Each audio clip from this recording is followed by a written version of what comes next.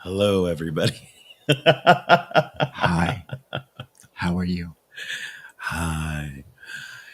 Welcome back to Meets in Midgard. And I am Mac. I am here again. And now, not only is John a guest again, but he will also be my new co host moving He won't forward. let me leave. You know, he's not going anywhere. And behind the scenes, who you won't see, but who is our mod and taking care of everything in the background. It is his wife, Barbara. Hi.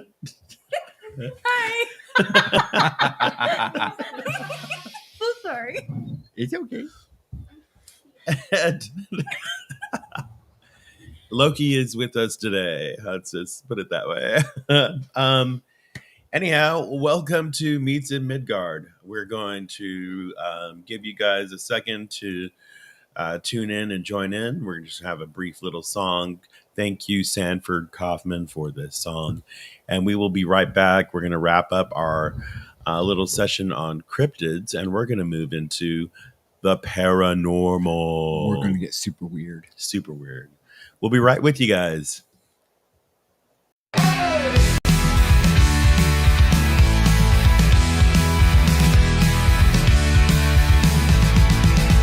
On the west coast of Skrelling's land, in the city of the trees, a heathen man heard the call of gods whispering in the breeze. He reached out to a selected few, those who knew the lore, to those who could see beyond the veil and saw the world tree's core. As the old gods arise anew, foes are many, friends are few. Gather round and join together. Let us learn from one another. Meets in Midgard, what do they have to say? Meets in Midgard, where you're gathering today. Meets in Midgard, hear the wisdom of the Lord. Meets in Midgard, promise you it'll be no bore. We speak of modern applications to the ancient ways of how to apply the High One's words in this present day.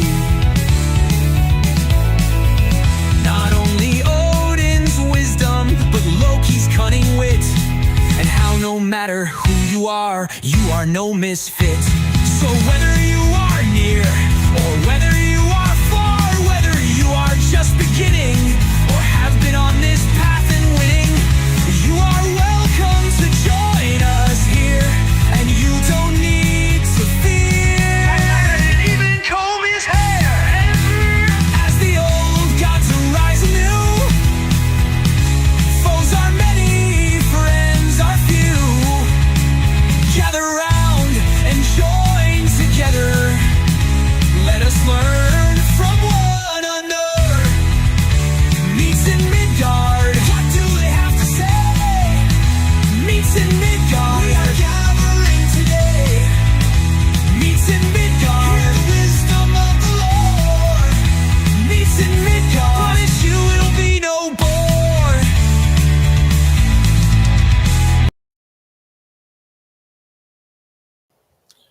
Hello. Howdy. So, hey, welcome back to Meets in Midgard. I am your host, Mac, and I am with also my co-host, John, who I am also wrapping up my interview with John Yeah. from our last episode. Very which we're- long-winded. I'm very long-winded. Yes. But that's a common Easily distracted too. that's a common trait amongst Sasquatch, is being long-winded. Yes. And you learned that here today because I just made that up. Exactly. It's a fact now because we are on the internet, and so therefore everything on the internet is real. It's absolutely real. Mhm. Real. Oh my God, is this real? We are the world. So, John, let's talk about the kindred and events and things that we have coming up. Got some stuff brewing. Yes. So, yesterday we had our session on the runes. Our second session, we went over the first 8 runes, and that was really cool. Everyone did a little casting and stuff. It was nice this morning. It was a very full house also. It was a full house. Yeah. Yes. It was nice. It was nice. Good This energy. morning we went for a small nature walk in Discovery Park while we picked up trash we saw along the way. A lot of cigarette butts. Yeah, we picked up a lot of garbage and recyclables as well. Yeah. And so that was good. Kind of our way of giving back to nature and the community. Mm-hmm. And we have our Meets in Midgard, which is happening right now, actually, because you're watching it. Because we're streaming it. We have Friendsgiving coming up the day after Thanksgiving. And that is for the kindred. And that will be for an invite. So It'll be an undisclosed location. yeah. But yeah, those getting the invite, you will get the information for that. A black unmarked van will pick you up, put a gunny sack over your head, and then drive you to the location where you will enjoy the festivities, and then you will be left by the railroad somewhere to find your way home. And then everyone there will, and once you're at the Friendsgiving, you will compete for your life for a plate of turkey. We only made enough for 5 people. 5 people. But we're going to invite 25 people. So the remaining 5. May the odds forever be in your May favor. the odds, yes. It's a friends killing Thanksgiving. Thinning the herd. Yeah. But this is it for November. Is that correct? Yes, so those are the rest of the events for this month. Okay, so that's it for November. December, we have another rune session coming up. We have Krampus. Yes, we're tabling December at 6th. December 6th. We're going to be tabling at a very Krampus Christmas. Yes. Yeah. A very Krampus Christmas. At Mystical Celtic in Elk Grove. In Elk Grove. Very awesome shop. That's also where we have our rune sessions and other classes. Mm-hmm.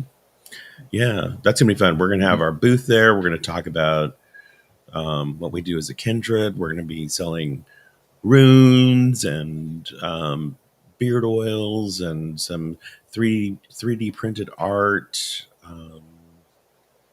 some other crafts things, and stuff. Yeah. Skulls of our enemies. Yeah. Black market kidneys. Whatever, And then December 14th will be another nature walk and park cleanup. We're open to suggestions for location for the next round. Yeah. That was December 14th. Yeah. Mhm. And December 20th will be our Meets in Midgard podcast with you guys. Meets in Midgard, December 20th. And And that's Jeremy, right? Or who's our guest? yes, Jeremy Hinkson will be the guest. Jeremy Hinkson, okay. And then for Yule, there's a group that meets at Mystical Celtic that will be attending their ceremony. So if others would like to join, it's a Very really good group. led by We- Lance we and went- Karina. I think. We went to their Samhain celebration last weekend. Yeah. It was very good. Very cool. When yeah, it was last weekend. Yeah. I don't know. Seems like it was like years ago. No, it was the weekend before. Weekend before? Huh, maybe. Yes, No, it it's was December weekend- because it's December 2nd. November. November 2nd. Yeah. Sorry. My internal calendar's all screwed up. Sorry. Time keeps on slipping. Where Maybe I am from December.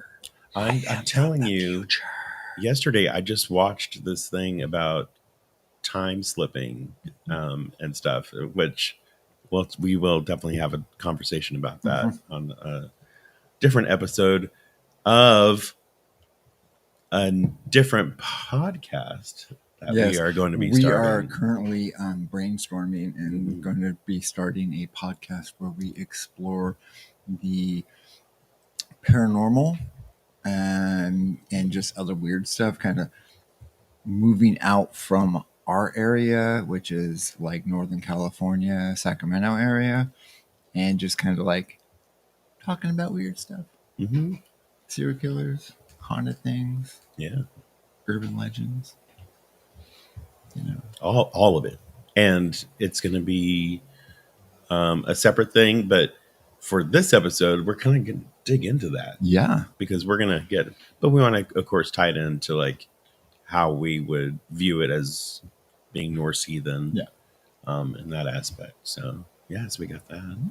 And then December 27th is the Rune Session 3.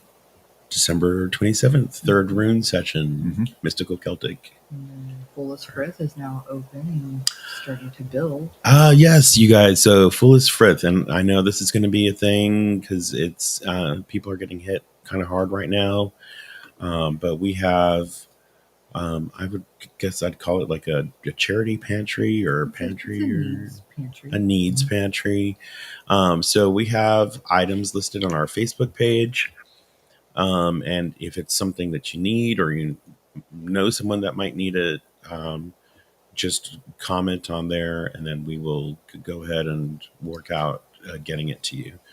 And so there's clothing on there. There's some toys. We're going to have some appliances and it's going to keep growing the more we add to it. So if you want to make a donation to it, it's we're open for that as well. And we're also going to start adding some non-perishable food items. So we're trying to keep this local to our community. So if you are, part of the kindred or know someone of that is in need, just, reach out and we'll see what we can do. So, so that's fully open now, Fullest Frith. We have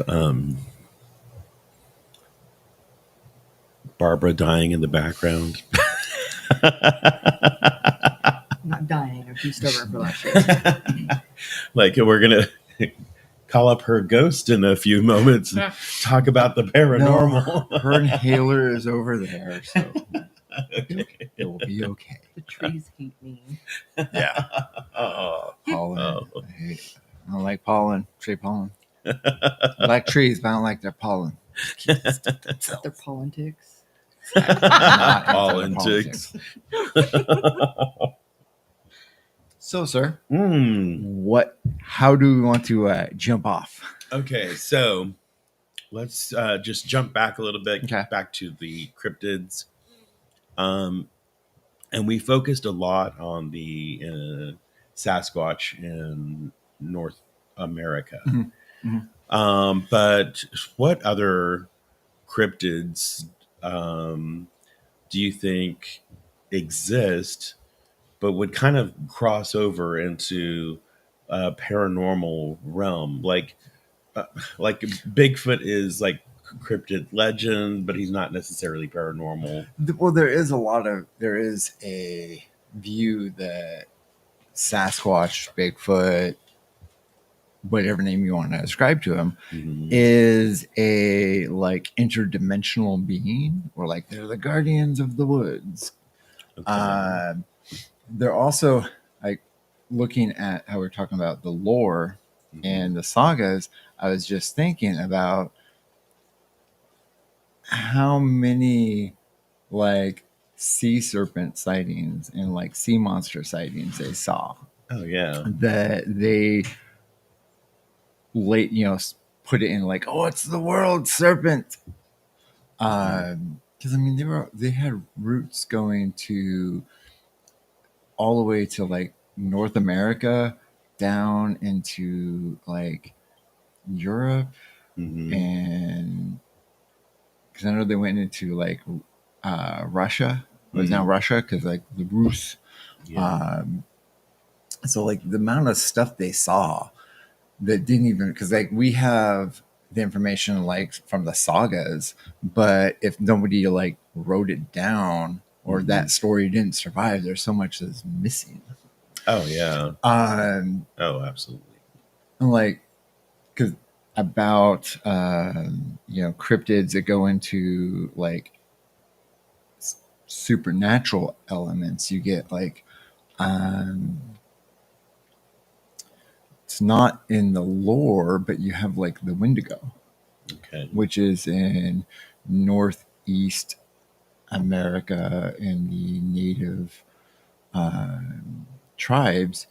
It was a if hunger got so bad that you committed cannibalism, you would get possessed by the Wendigo spirit, which would turn you into this like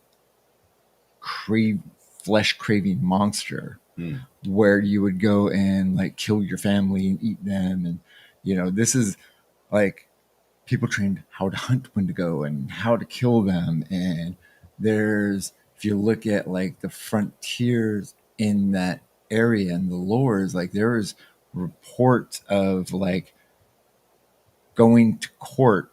There's a case of this guy who killed his I believe it was his like brother or his uncle. It was a family member that he says was possessed by the Wendigo spirit that tried killing him, and so he killed it. Oh, okay. In like the 1900s.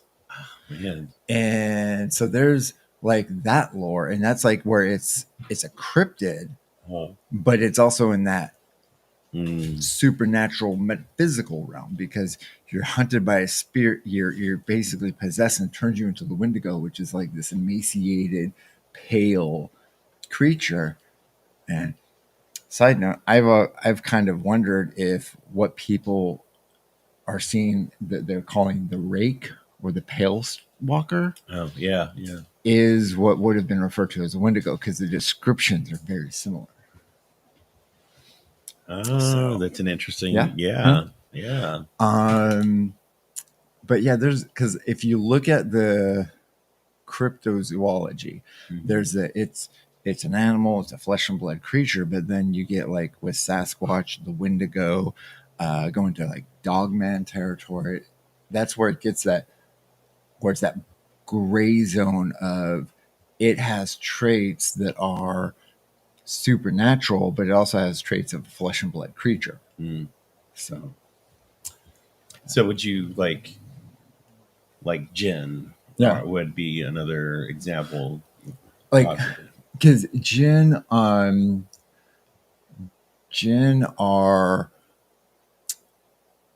supernatural beings that are found in the Quran. And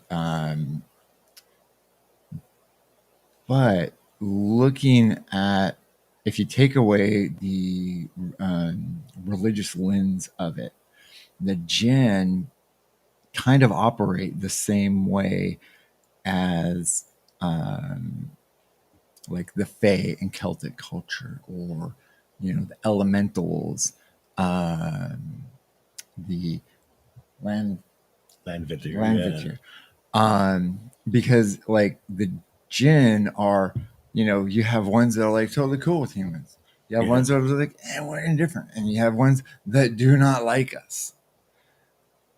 How they operate is very similar to how the Fae operate, which is also similar how, when you get the elemental spirits in Norse, like the chaos monk, that when we were talking about giants and how we're talking about more like elemental forces, right, like the same. Yes. Jeremy Hinkson says, that being the case, the Wendigo can't be killed or captured, only the vessel that it has taken possession of. Yep. And then Jay Benuelos would like to know, what about Mothman?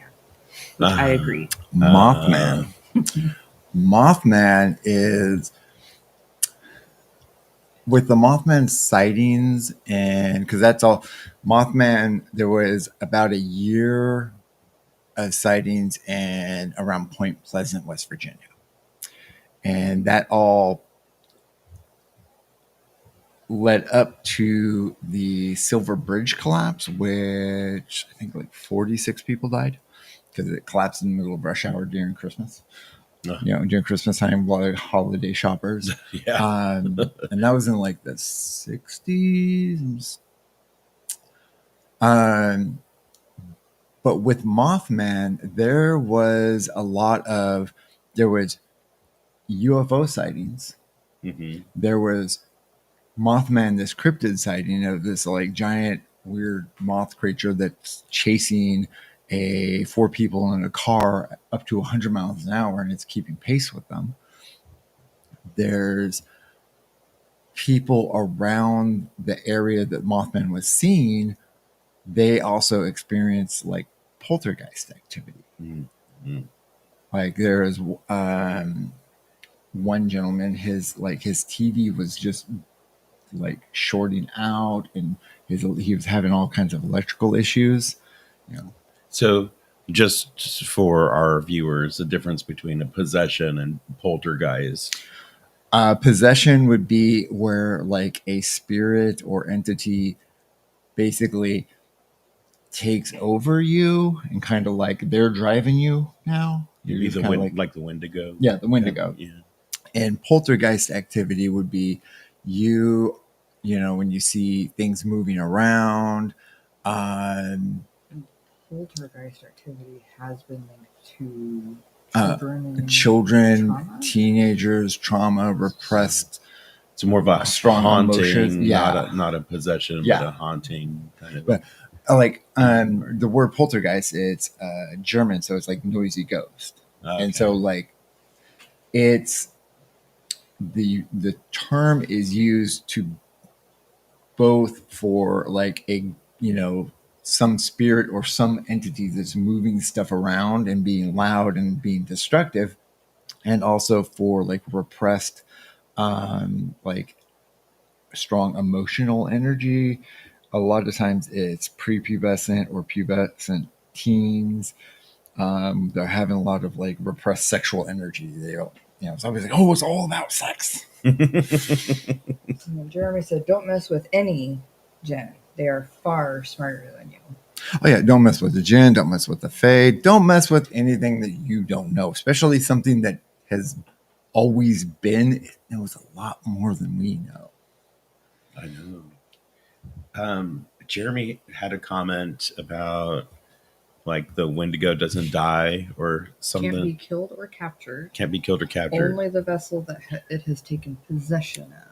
Yeah, so like it's eternal, you know. Yeah. It just keeps coming back, like It just a goes new to the next host. person. It's like, oh, you're a cannibal, cool. I'm going to be in you now. I'm going to wear your meat suit. That's our company jingle here. Yep. I'm going to wear your meat suit. And with Mothman, like, is he bad? Is he viewed as a villain?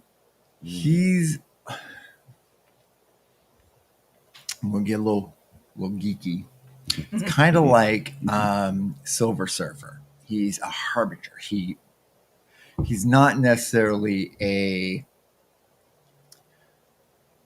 Like, I am not aware of any reports where like Mothman was like ripping somebody apart or eating somebody, but he's more of kind of like a warning of something bad's going to happen. Like there were actually reports of seeing this gigantic black bird. They didn't connect it to Mothman, but the description, a giant black winged creature with glowing red eyes around Chernobyl before the Chernobyl disaster hit. I mean, Yeah. Did it cause it? Was Mothman like sitting there like messing with the bolts on the Silver Bridge nobody knew about? I think he was dispensing justice. Yeah. his form of justice, maybe. I don't know. He's harnessing Tyr's energy. Oh, It's harnessing justice for all the little baby moths that got splattered on the windshields of those cars. I know. Vengeance is Mothman's. For all the lamps that have died. I mean, not to make light, because there were a lot of people lost their lives in Chernobyl and the Silver Bridge, and very tragic. But, you know, Right. I got dark humor. Sorry. I know, yeah. And on that note, so they're obvious. It's the paranormal obviously overlaps into the whole legend, lore, cryptid genre Folklore, world as well. Yeah. So there's like covering both. So you personally have a foot in each one automatically. Yeah. And so this like one just goes hand in hand with you right into the other. Yeah. I didn't choose the weird life. The weird life chose me.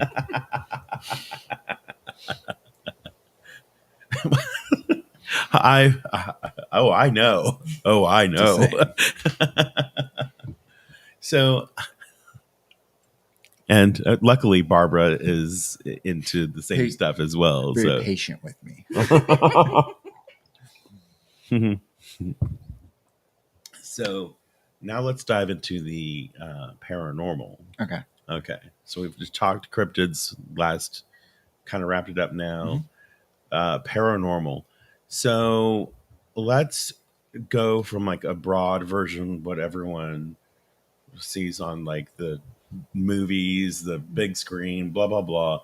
And then let's just like whittle it down and get like to, you know, kind of what the truth is rather than the big glam. So what is one of the biggest misconceptions that people have about the paranormal? Every paranormal phenomenon is not a demon. Or that every investigation you go on, you're going to have an experience, because you will not. I've had some very boring investigations where nothing happens. But then you go back to location later and something happens. I have never been possessed. I know there are some paranormal investigators that get possessed every episode. I haven't been scratched. I don't, going to haunted locations does not automatically mean that my life's going to be in havoc and things are going to be flying around all the time and things attaching to you. And like attachments. I've been going to haunted locations for over 20 years. And in my time, I've only had 2 instances that something attached itself to me, but only one of them was actually from a paranormal investigation. But both times, I broke my own rule. If you are not in a good headspace, do not go on an investigation, because you are just walking around with a big old target saying, "Your negative energy or entity, come make my life miserable." I did not know that. Yeah. So if you're like depressed and you're having negative thoughts and just not in a good headspace, you shouldn't be going to a haunted location to go investigate, because you're just putting a big target on yourself. Oh my gosh, I did not know that. Yeah. It's like you're putting your shield down. Yeah. Oh, well, now I know. And knowing is half the battle. G.I. Joe. G.I. Joe, Transformers. Who is your favorite Transformer? My favorite Transformer, Autobot, would be Cosmo. Cosmo? Because Cosmo says that Roswell happened. because if you look at the design of his UFO, it's from the 50s. Classic Roswell. Mm-hmm. Soundwave is my favorite Decepticon. Soundwave. Mm-hmm.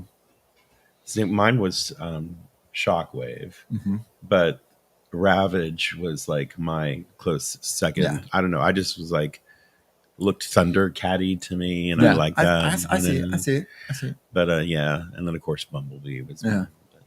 Fun. Yeah. But yeah. Anyway, Yeah. Cosmo. Yeah. Roswell. Paranormal. Yeah. We went to Roswell for the 25-year anniversary of the crash. Mm. Totally worth going. It's very worth going. Very awesome. Also, when I had COVID, COVID and all. I thought it was just allergies because I was in the desert, but apparently it turned out it was COVID. Yay! The aliens are like, no, they're sick. Leave them. Yeah. We did that whole travel, not knowing we had COVID. Yeah. From here, from California to Roswell, New Mexico. Did the 3 days and then came back, and then we we found out. didn't just come back. We ended up going to Santa Barbara Which- to take our kiddo to the Santa Barbara mission, and we thought we were all dying. Which, again, I have a dark sense of humor.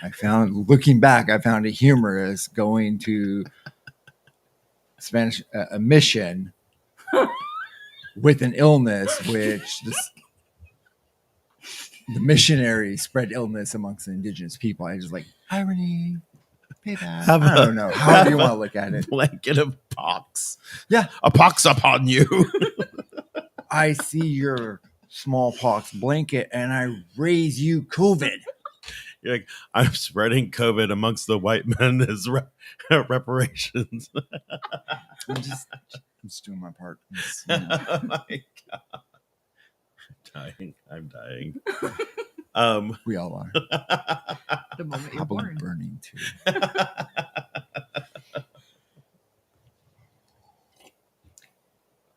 Anyway, back to our regularly scheduled program. Am I a bad influence on you? I love it though, but no, I'm learning. So back to the headspace thing. Yeah. So a negative attracts negative kind of a deal. Yeah. So okay.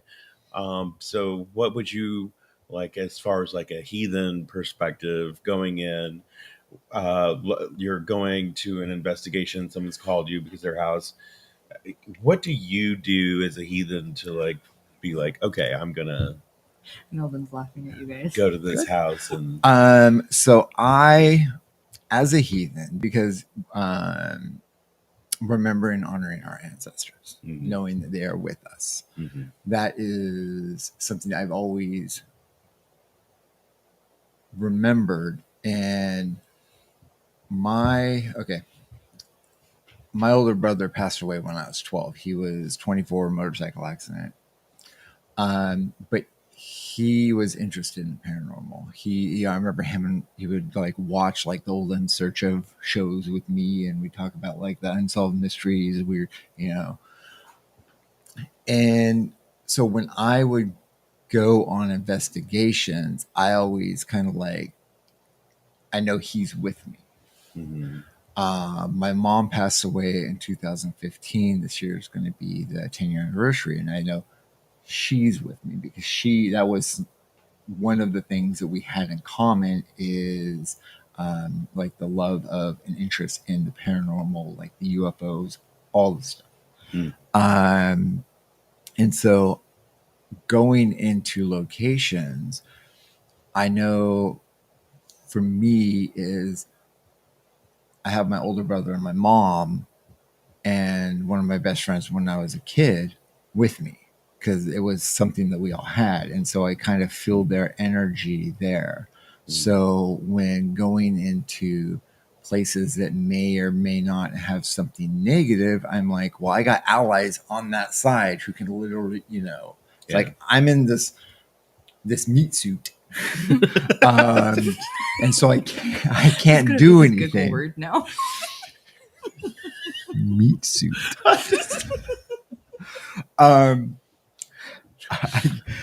I can't like do anything to a spirit because I'm on this plane, but I have allies, family members on that side. I'm listening to you. I'm sorry. Meat suit. I just okay. What about the word? Well, Do now you picture somebody like dressed in a sausage outfit or something? now all I'm thinking is like I'm just like a brain in a You meat suit. haven't seen that post where it's like you're a ghost driving a meat suit on a rock flying through space. What the fuck do you have to be afraid of? Sorry, I can't worry about that right now. I could barely afford my rent. um I mean, that is really good perspective when you put it that way. But I'm just thinking meat suit, like you could just change your meat suit when you want. I will be roast beef today. This is my meat suit Well, here. it's like the alien on Men in Black. Yeah. Right? He peels his meat suit away. Yes. But it's actually a meat suiting a thing. Is that a skinwalker? Would you consider possibly, or shapeshifter, a meat suit kind of situation? Possibly, because skinwalkers, that's when you get into native lore and the belief system, because like skinwalkers are dark medicine men that have done bad shit, and to like become a skinwalker according to the lore is you have to murder a family member. Ooh. Yeah, there's some. I mean, I got a list. Yeah. I mean, like, does it have to be a family member I love, or can it be And like who do I notify of this? like this- do in-laws count as family members? Because I'm saying, I have questions. Is there a website? Is that the dark web? So yes, I know we trailed off again, but back to you going into the paranormal as a heathen. You have your ancestors, with you, and like ancestors. And when I go to locations, I like to walk around and kind of get a feel of the place, because you can, for me, I'm kind of empathic. I've had some weird experiences in my life. That's hence why I am into the paranormal. I kind of try getting a sense of like the land, the building, the history, and get a vibe of that, and then kind of work with that. That's to me, that's one of the most like heathen things to do, is to because a lot of the faith and everything was built around their immediate environment. Yeah. And so when you're going to a place, to respect that and give it the same, you would, this is a place of another person's ancestor. Yeah. So it's like, well, and like when you're going into a haunted location, is like, I don't own this building. I don't live here. Whatever is there, that's its domain. That's its home. mm-hmm.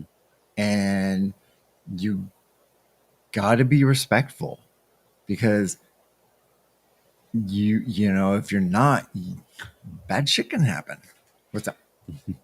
Jeremy said, "Wouldn't you like to be an Oscar Mayer wiener?" If that is what you want your meat suit to be, go for it. He's a wiener on wheels.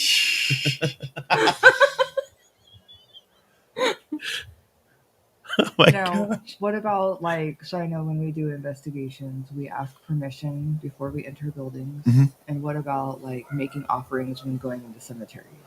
What would you tell people? Oh, be respectful with it. Make an offering that's not going to be don't put out I'm going to put out a bunch of chocolate and for the spirits, and then all the squirrels are going to die because they ate the chocolate. So be mindful in that sense. If you're making an offering that the local animals and critters are going to be eating, that it's not going to like make them sick. But yeah, go for it. You know, what calls to you is, I go with like, that's what, you know, like what's going to resonate with you, and how you want to approach going into haunted cemetery is going to be different than how I am, but we're both going to show the land and the beings that are there respect. Oh, absolutely. I haven't done it yet, but I'm looking forward. Oh, you're doing going it. to. I'm you're going to be doing this ghost hunt. Oh, I'm going to. Whether you want to or not. Night Watch Paranormal. Yep. Yes. We have a name. I know. We do. And is this our crossover episode? I know. I think it is. No, I think it is. I think it is the Night Watch Paranormal. Yeah. We were talking about that earlier on our nature walk as we were cleaning up and helping the community. Because we care. But yeah, so I would think like a cemetery or any place where there is evidence, or we're looking for evidence of someone, a ghost, someone that's passed. I would think, like me, Norse heathen wise, would be like, all right, this is going to, I would say, Hell and Balder, because Balder's with Hell, like give this person light and comfort, and Hell, recognize them, see them, acknowledge them, as she does with everything. Well, and in the lore and the sagas, there's a lot of like ghosts and hauntings and like deathbed visions, and where you get like the hauntings, it's a lot of times it's spirits that aren't at rest. And so it's kind of like, yeah, you do want to call Hell and Balder to kind of help bring these people rest so they can be at peace.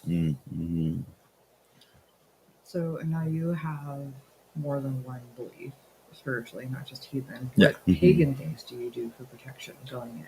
Yeah. I do some protection oil. I use Florida water. I actually put Florida water on myself every day when I go to work for protection. Which is funny. It's actually a cologne. Oh, hey. And so I do that. Depending on the location and the type of haunting, sometimes I'll wear my my grandfather's ring that my aunt gave me. I wear that and kind of like I feel his energy, because my grandfather was like career military, and he wasn't really afraid of much, to my knowledge. That's a good... I mean, he lived on 100 and some odd acres of forest in like the Santa Cruz Mountains, and he'd like wander around there at night with no flashlight, and it's like, Grandpa, what if a bear ate you? He'd like, whatever. That bear wouldn't stand a chance, son. Pretty much. I'm pretty sure my grandpa could have punched a bear out. Well, that's some good protection right there. Yeah. Because it's like when you are doing paranormal research, or you're just in a situation where there's something of supernatural going on, and you're like, oh my god, dishes are flying and freaking out, lights flickering, it's not bad electrical work, and you're scared. Remember, you have your entire line of ancestors there. They're invested in your safety and your well-being. Yeah, you may have some not savory people, like you could have an uncle or a sibling or a parent that's jerks and you don't like, but you have other ones. You have grandparents, great grandparents. They are invested in you, in like the DCer, the maternal, the women of our line, our mothers, our grandmothers, our great grandmothers, our aunts, our sisters. They are invested, and they're the ones who, like, when your kid's sick, they're the ones who give you guidance and are there to protect you. Mhm. And when that stuff is going on, call on them because they're on that side. Mhm. They don't have to I need to get a medium to communicate. You can just say, hey, grandma, this ghost is fucking with your great grandkid. And grandma Not today. not today, ghost. Ghost. Because I'm a ghost too. And she's going to beat the shit out of it. And she'd be like, oh, I can't do this by myself, but I'm going to call my mom and my mom's mom and my mom's mom. So always remember, you have allies and ancestors and family that will protect you. You just have to ask them and believe in it and know it. Mhm. That is so true. Who I'm pretty sure that everyone's grandma or great grandma or great great grandma will beat the shit out of somebody trying messing with you Mhm. or messing with your kid, scaring your kid in the middle of the night. Grandma's gonna beat that kid, that ghost up. Yep. She's gonna get her ghost chocolate. Ghost chocolate. And my grandma probably was walking around with a Thompson because I got a picture when she was in the Army Air Corps in her fatigue with Thompson. Badass. When I haunt Rocco, Yeah. when the time comes, I'm gonna sing that song.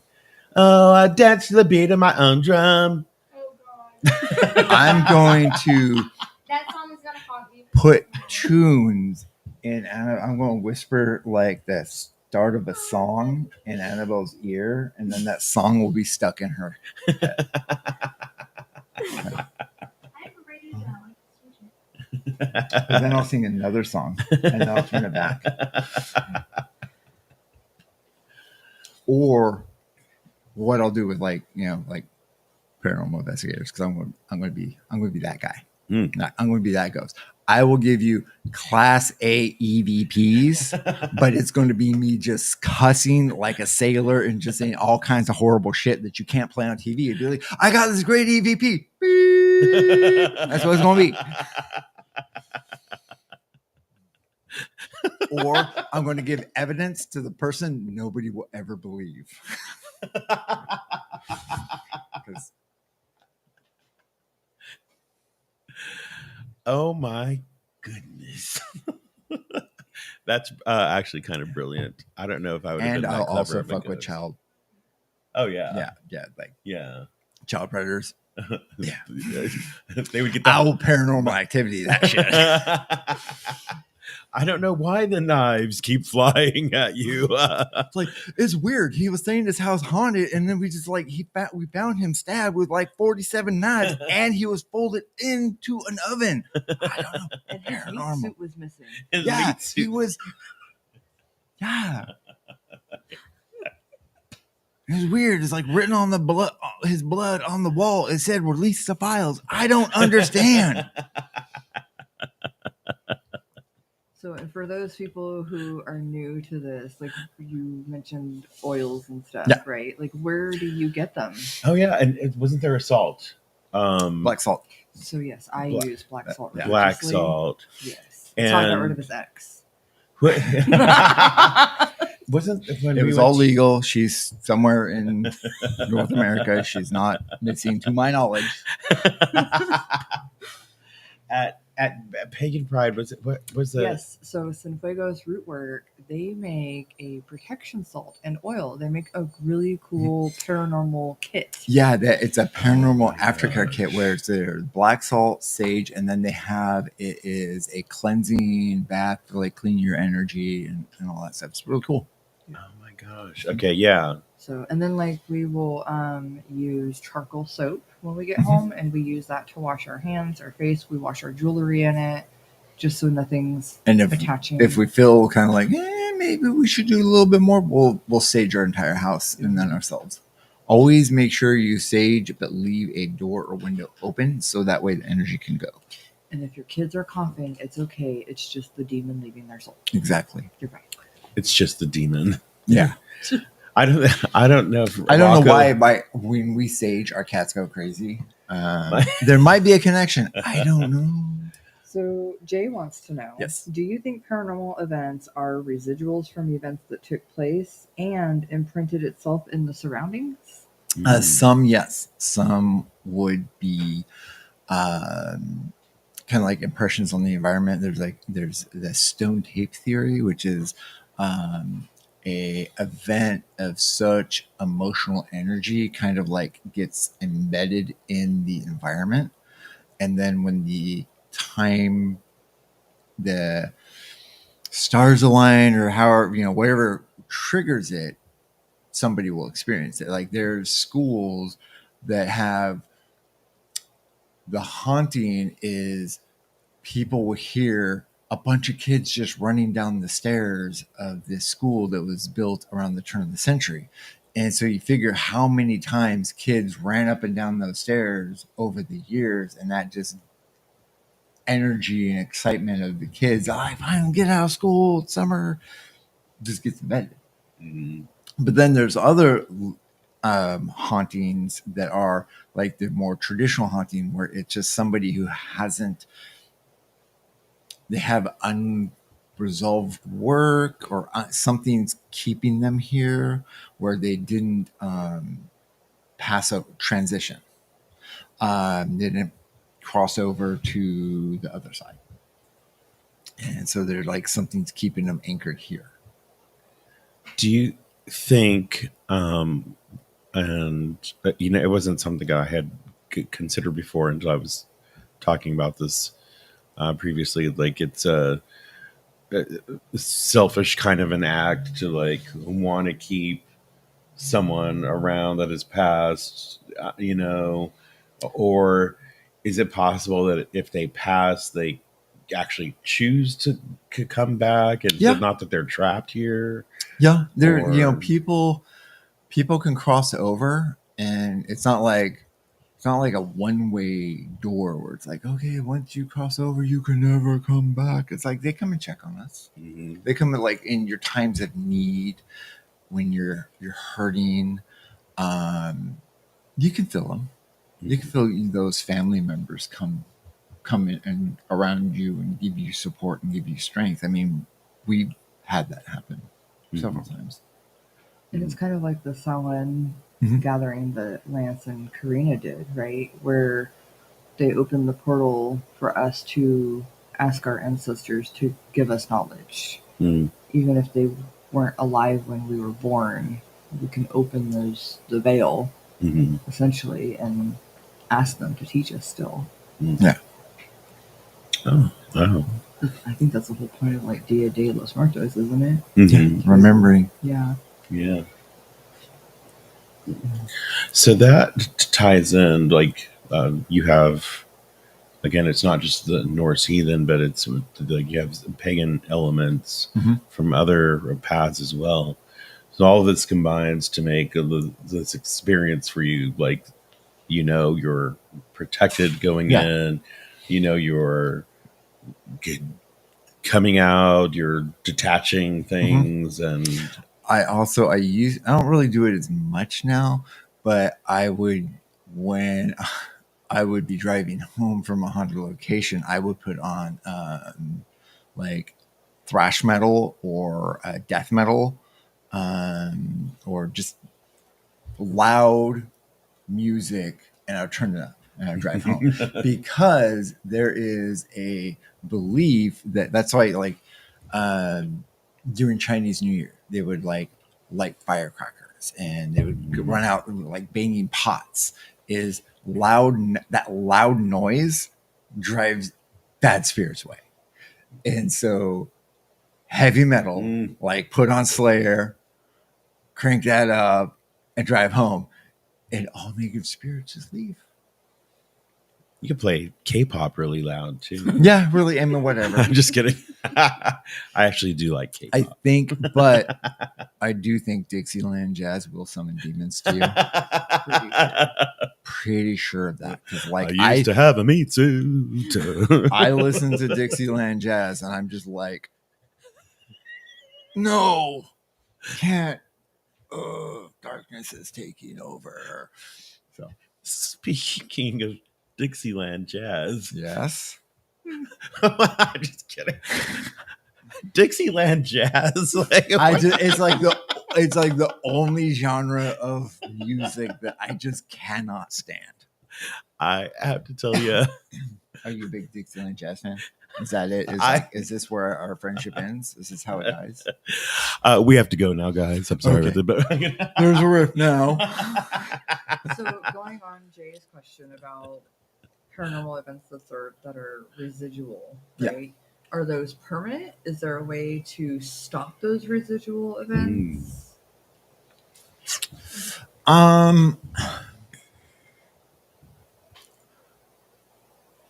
A lot of times it's like there's residual haunting until like the building burns down or it's destroyed or it's like it's almost like it's like a battery and eventually it loses its charge, I guess. Because if you think about it, right, humans have been around for thousands of years. We have history that goes back beyond, before written history. Mhm. But you hear of hauntings that are usually more, 1,000 years ago, but you don't hear as much of hauntings of, like Göbekli Tepe. I haven't been there. There's probably some weird shit going on there, but it's not something that you are reading about. Like, oh, there's a new ghost sighting over here, and like, did you hear about the Great Pyramid? And there's like new ghost activity here. There's activity, but it's like less common. It's like it's like the battery's lower and it needs to charge up a little longer. But to like get rid of things, it's almost like the building gets demoed. I have heard of one where it was a little boy fell off a banister and fell, and like and the child died, and people would see this ghost falling and like kind of a reenactment of it until one day, like 70 years later, this teenage boy was downstairs, saw the ghost kid falling, thinking it's a real kid, and then caught it. And then the haunting went away. It's like that child was just waiting for somebody to catch him. Oh my gosh. So Jeremy wanted to share Yes. that the day I let Seti go, Seti was his dog, Happy came to me in my dreams and told me he was taking care of him until I cross over. Oh. So that kind of like leads to the next question, right? Like we've talked about people. What about pets? Yes. Oh. Pets have souls. Yes. I have Oh yeah. ghost cats. I've heard my ex's Dalmatian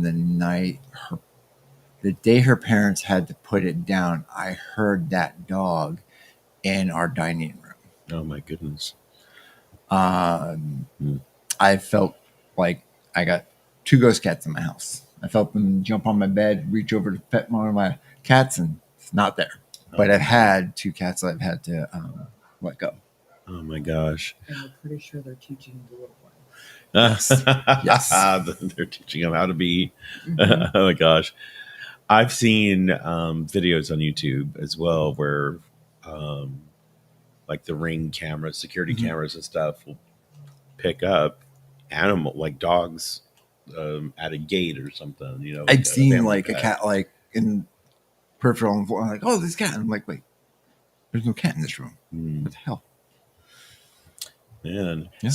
So I mean, if it has a soul, it goes somewhere. Well, and that's with heathenry, and you have like animism.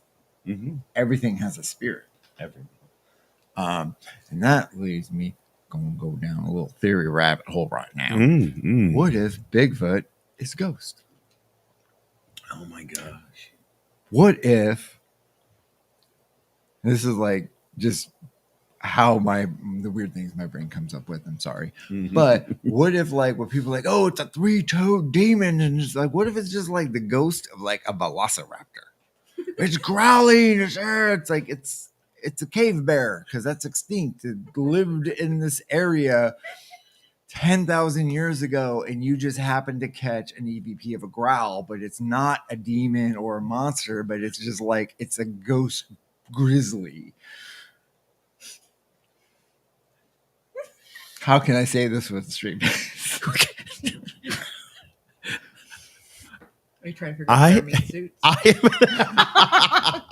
I have never thought of that. Yeah. I don't think I ever would have. I was watching the movie Paranormal Activity in theaters, and there's like where they put the powder down, and it's like boom, and it's like 3, it's 3 toads, it's a demon, and it's like, what? And that just like started to like, what if it's just a dinosaur? Because it's like going, growling. I don't know what dinosaurs sound like. I wasn't alive then. I never considered that before, and now I am all about it. You are all in. I am telling you, I never considered that Bigfoot or Sasquatch could be the ghost of something that existed long ago. There's a oh my gosh. There's a book by it was Linda Godfrey, great author. I'm not sure if it's the book Monsters Among Us or American Monsters. I think it's American Monsters. Where she's telling a story of a report that she got of this mom who's driving her kid to a sporting game, and they're in like Ohio or something, right? Mm-hmm. And they saw in the sky like this giant, they said flying because it's in the sky, so it's obviously flying, but this massive creature that looked like like a 50-foot wide stingray. Oh. Right, and it's flying through the sky, but I was like, well, that's a pterodactyl.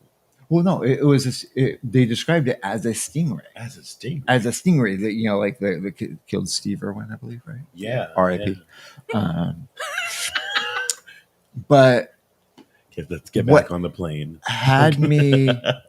Got me thinking is if you look at geology and the geography of like continental drift and like Pangea, where like it's like the big supercontinent and all that stuff, it's like that part of the US at one point was a gigantic inland sea. Mm-hmm. What if what they're seeing is like the ghost, or as we were talking, time slip into that primordial era where you're seeing these weird ass creatures? Mm-hmm. Is it a ghost or is it a time slip? Oh my gosh. And I'm telling you, I am a firm believer in both, like time slips and ghosts. But this is like, I never put the two together. So this is like, oh my gosh, I'm like, to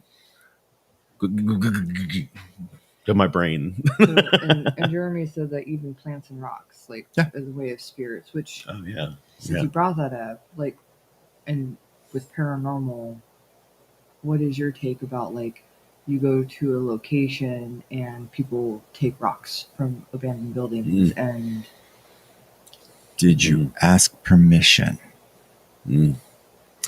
Did you because there are areas where it is a big no to take anything from like certain locations where people have. It's a volcano in like Hawaii, I think, where people would take rocks and then their lives just go to crap because it is a big no. It's like, this is sacred land and you're just taking a rock and bringing it home because you want to put it in your rock collection. Where people will like mail these rocks back and like, please make the bad things go away. So it's kind of like, know where you're pulling this rock from and ask permission, because don't be going to like, I'm going to this historical building, I want a piece of it, so I'm going to like break a little chunk off and like take this shit home. That's like one that's disrespectful and it's vandalism. But also know what you're doing, ask permission, and you'll get it. Like when going to, like magical ingredients for spell work, right? Graveyard dust, right? That's the thing. Mm-hmm. How you get it is you don't just walk into a graveyard and like, here, I'm just taking up some dirt. You're actually supposed to ask the person whose grave it is for permission. And if you don't get a cool, like, yeah, then you need to move on. Well, I don't do dark spells. I know a lot about a lot of things. Okay, I read. Well, I read banned books and things that I was told not to read as a child. I'm sorry. I'm just sitting here and I'm like, John, I love you to death. Why are you collecting graveyard dust? Like, I don't know you. I'm kidding. I'm kidding. I don't personally use it at this time, but there are things that would require graveyard dust. But I know how to get graveyard dust, so that way I don't have to go and buy it. Because that way I'm not like, oh yeah, this is graveyard dust. Why do you have a big hole in your backyard? Somebody just selling like, yeah, it's graveyard dust. It'd be $29.95. So, and to answer your question, it's traditional spell work. For its potent connection to the spirit world, enabling things like protection, justice, healing, love, and curses. It depends on the intent. Like, for example, if you are about to have a court case, right, you would find a judge who passed and ask them permission for some of their graveyard dirt to harness in that protection or help that judge sway the other judge.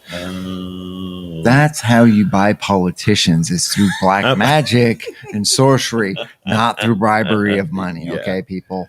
Yeah, they don't want Bitcoin. They want graveyard dust. Yeah. Get it the right way, the ethical way. Permission, right? Like you're essentially doing the same with plants when you're gardening. Yeah, You're thanking the land.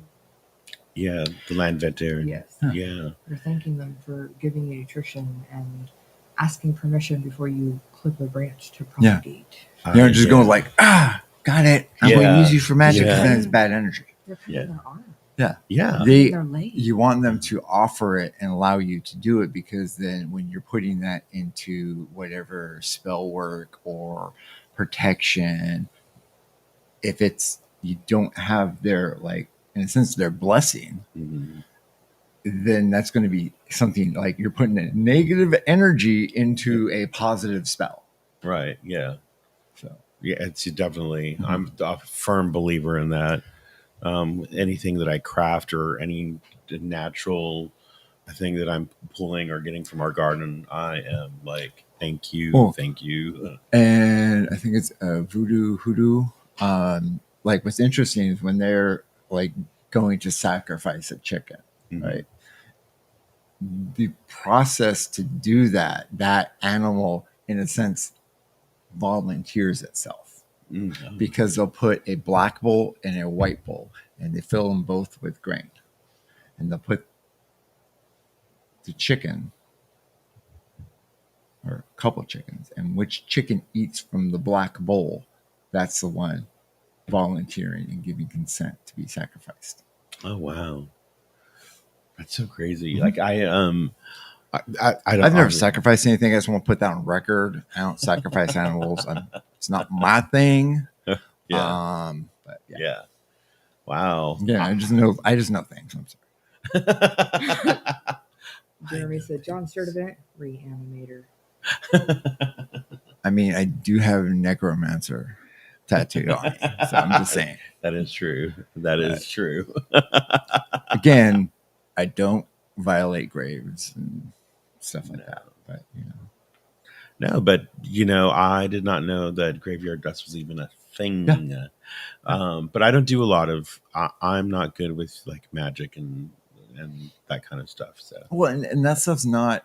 or It's spells. not traditional like Norse paganism, Mhm. but it is found in different paths.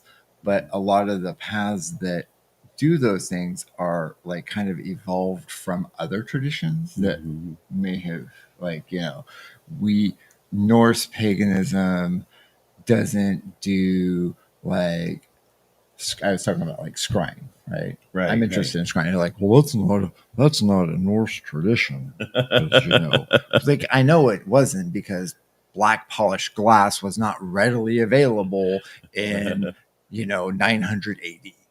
right.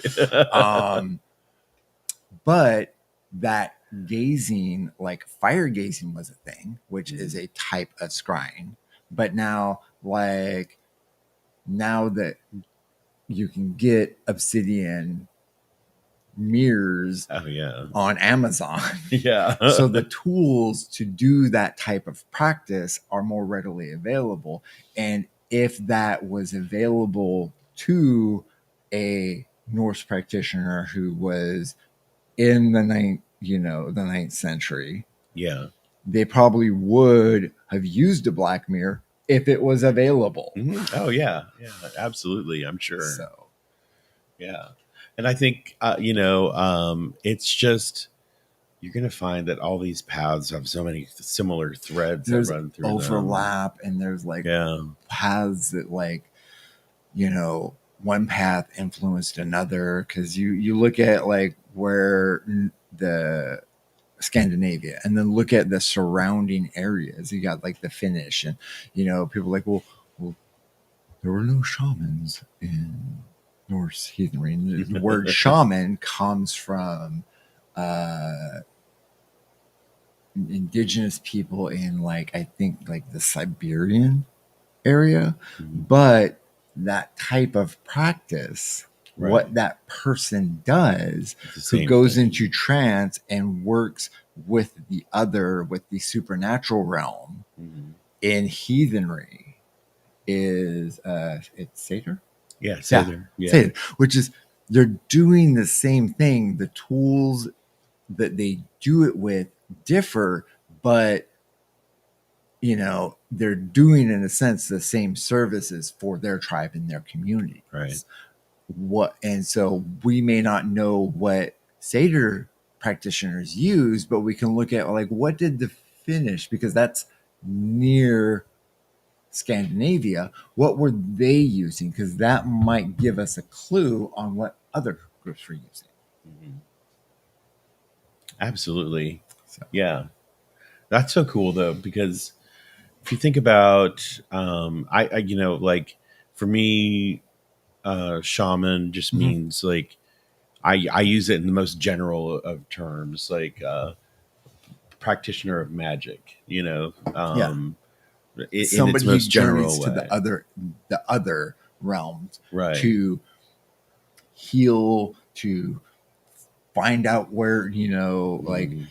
for the benefit of their community and individuals in the community. That's what a shaman did. Mhm. Whether it's like, I'm going to go travel to the other side to help find better hunting areas, or help make this person get better, or go and sabotage our neighboring tribe that we're fighting with. Yeah.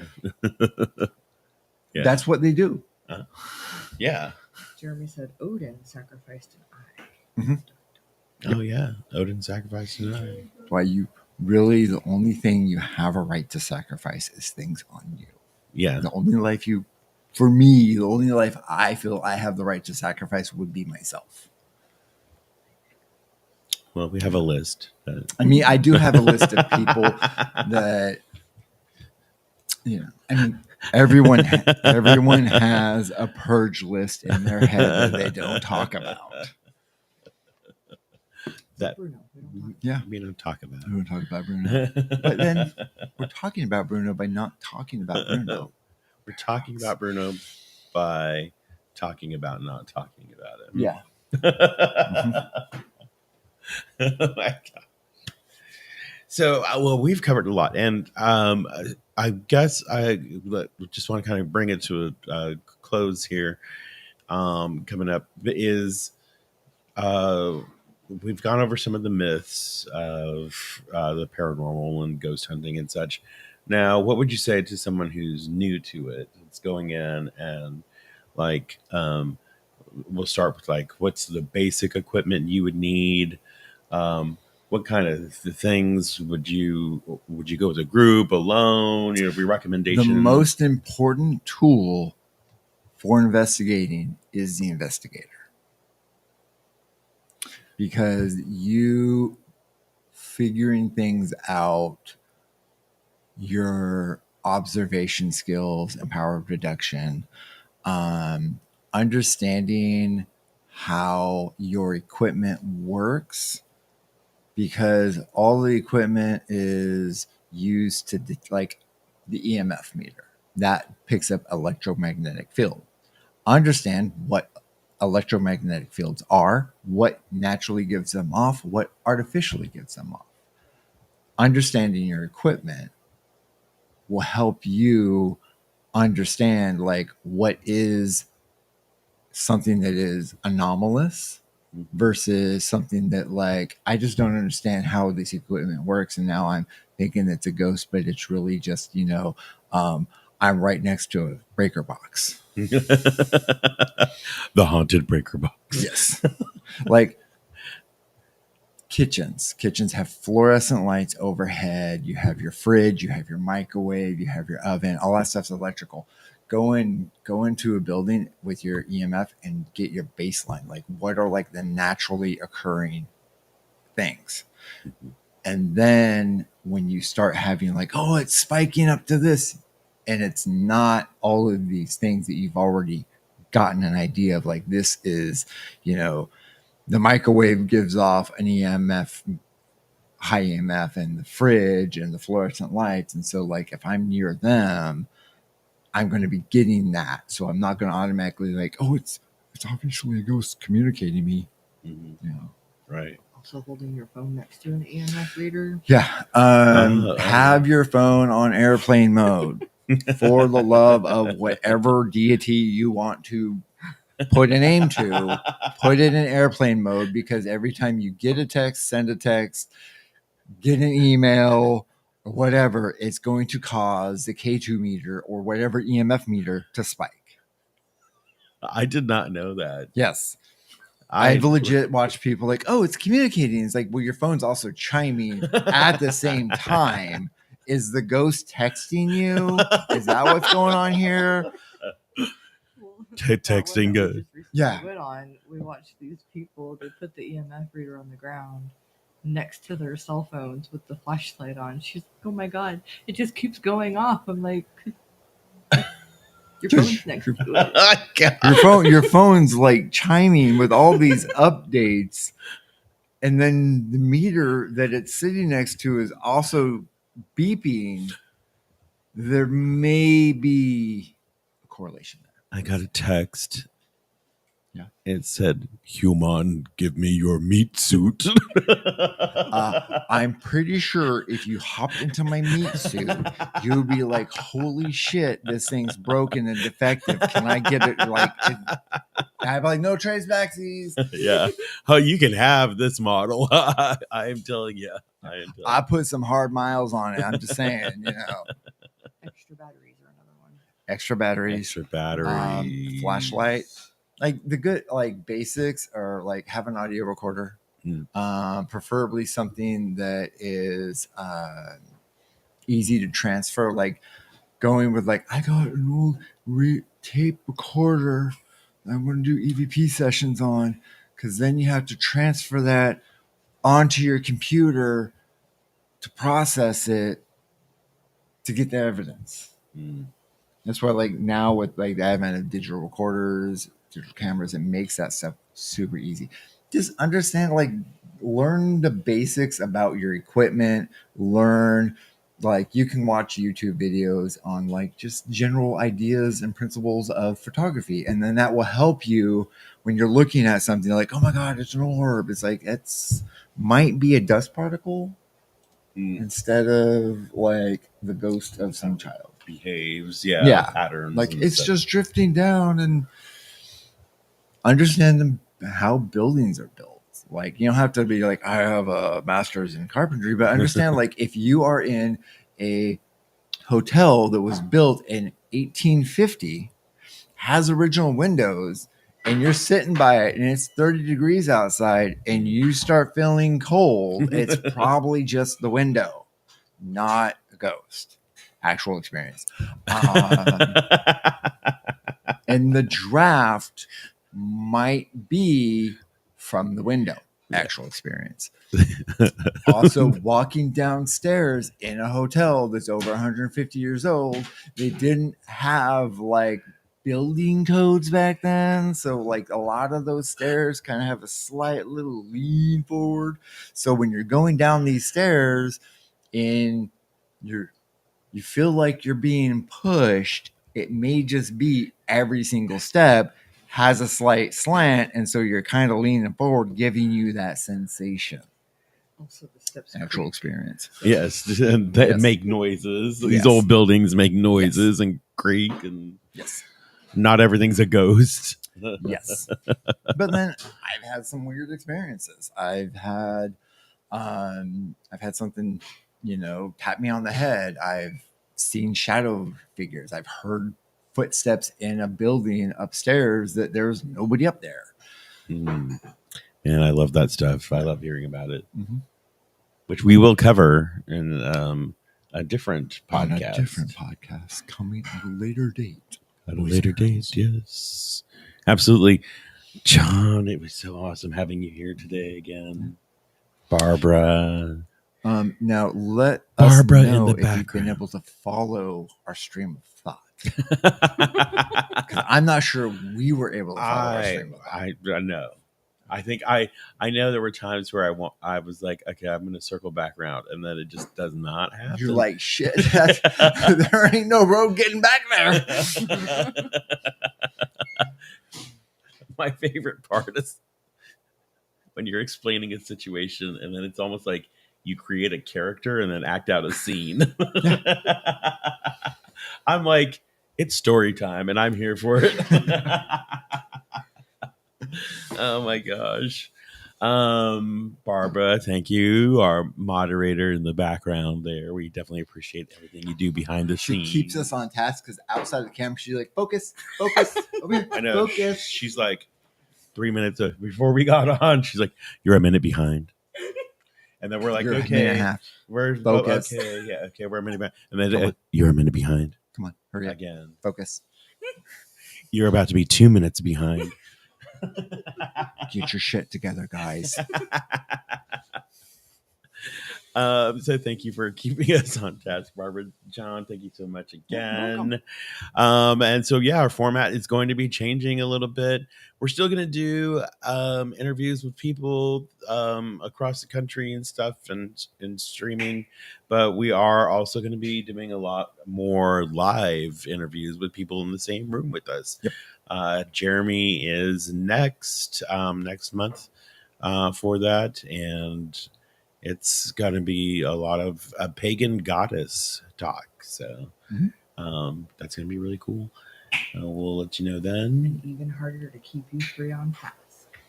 Oh, yeah. Barbara's job is going to be to keep the three of us on that. And Barbara she will deserve a trophy after that one. I'm going to put a little QR code on there that says, buy Barbara a cup of coffee. And because you're going to need that after the next one, because I know we're bad as it is, but Jeremy on his own is bad. And then you get all three of us talking about, oh my god, who knows? It's it's going to be a lot. Yeah, but excited to talk about goddesses, not just the Norse heathens, or and chaos, gods of chaos, or justice. Is that what justice. Chaos gods? Are we followers of chaos gods? I have a good friend of mine. His name is Colby. Yeah. Colby Hartkey, and he is speaking of shaman. He's a shaman. He has like a good like Norse spine to it, but he branches out and does a lot of like Reiki and other stuff as well. And he's like full on Loki. You know, I could imagine him with us in this because we are all agents of chaos. Like, well, and I was talking with Jeremy about he's like, he's I'm chaos incarnate. I'm like, I'm an agent of chaos also, and he's like, well, I don't sense Loki energy from you. I'm like, yeah, I know, because I'm Lovecraftian chaos. Different pantheon. Different chaos magic. Speaking of different people coming on our show, we also have Demona in January. Oh my gosh, Demona. So we're gonna be diving into tarot, which is so cool. I've never done tarot before. John Barbara got me my first tarot deck, which is really cool. I'm so excited to do that because, like, for me, I'm casting runes and blah blah blah. I'm comfortable with that. It's sort of, but now I get to do something new, and it's like And then we're hoping to get Jessica and Richard on in February. Jessica and Richard, yes, because she does healing, which is that's the what pagan thing? Do they have a pagan name for it or anything or no? I know it's They're like just the egg healing, where they go the egg cleansing. Okay, and I think he does that and other stuff. Yeah, they have kind Jessica's a badass. She does all the apothecary stuff. Yeah, so. That's what I'm trying to think of, the apothecary and mixing and all that, which is cool stuff because when we were talking about it, like it's small things you do in your kitchen, making tea and stuff, that's witchcraft, blending of stuff. I knew about it, but like having it like come forward like that was really cool. And so I'm like totally interested in all that stuff because like, so yeah, really cool things coming up on Meets in Midgard.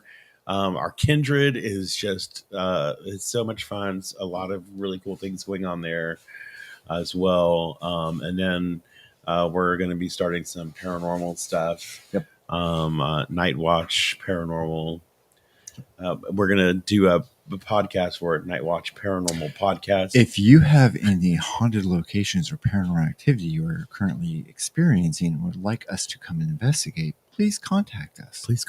Let us know.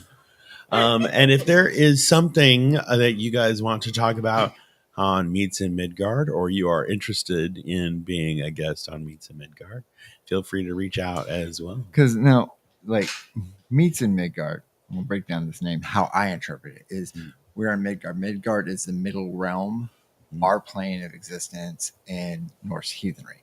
And we're meeting people, talking to people about heathenry, but we also, I feel that we talk to other people about their practices and of other paths. Yes. So if you're, like, I like watching the heathen stuff, but it's not my cup of tea. I do this thing and you're interested. Hey, let's talk. I know. Yeah. It's not, this isn't just about, it's not a Norse heathen channel. It's only there because I'm Norse heathen. And it's from our lens. Yeah. And we're like, all right, teach us. Yeah. Teach us. I don't care what path it is, blah, blah, blah. Well, let us know, so it's not, don't think you have to be Norse heathen to be on this. We just want to, and we're going to have a slew of different guests that are not either. So we just don't want any Scientologists. No Scientologists, no Nazis. Yeah, no. Well, I mean, fascists. Yeah. We'll interview a Nazi. With my fist. Yeah. Gasoline and baseball bats. So yeah, feel free to reach out to us. And our website is up, Facebook. Linktree has all our codes for everything. You guys, it has been so much fun. Thank you for watching and listening and joining us on this journey of chaos. Meat Suits. Brought to you by Meat Suits. Brought to you by Meat Suits. Bring your meat suit in today for tailoring. Have a good day, everybody.